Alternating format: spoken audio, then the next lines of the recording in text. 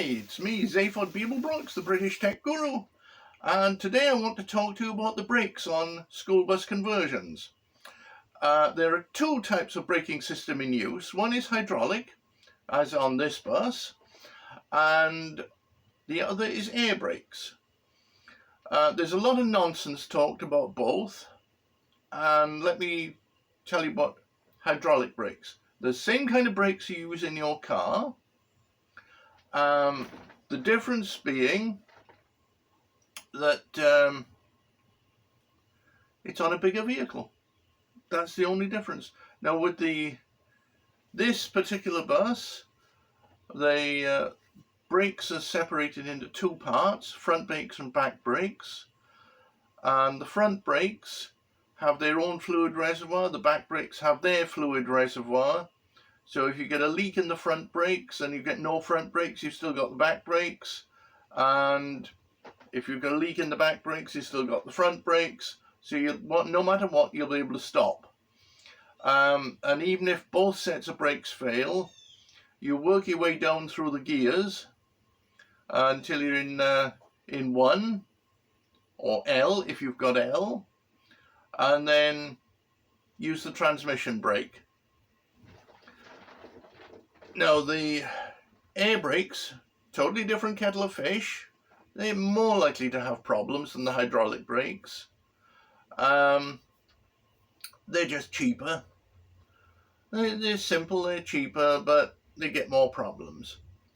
And with air brakes, when they fail, they'll fail on, which can be a major problem because it'll leave you stranded in the middle of the highway and vehicles piling into the back of you. Not a good idea. You have to look at the LAB to test your air brakes. You should test your brakes every time you move the vehicle. That's even with hydraulic brakes. You should do the LAB test. Look it up. Now, air brakes, you've got to watch your pressures.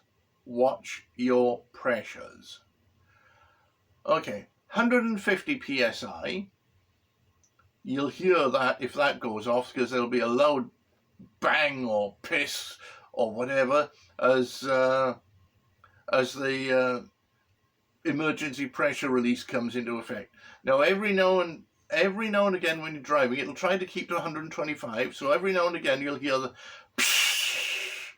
as the brakes release some air pressure, or as the tank governor releases some air pressure. Then don't move until you've got 100 psi.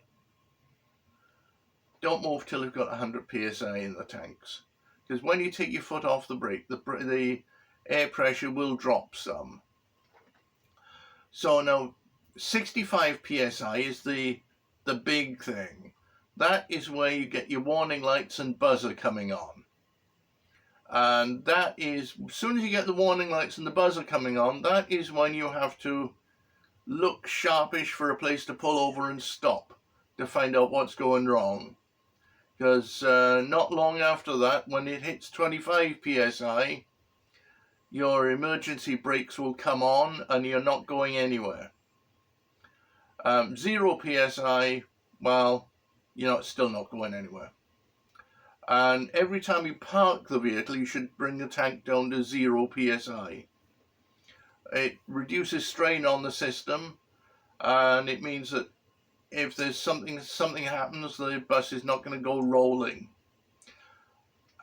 Some buses have got a special drain, the drain plug you've got to pull from the outside, that you use to vent water from the system. You have to vent the tanks at least once a month, right to 0, getting underneath, draining them properly, just to get the oil and water out of the tank.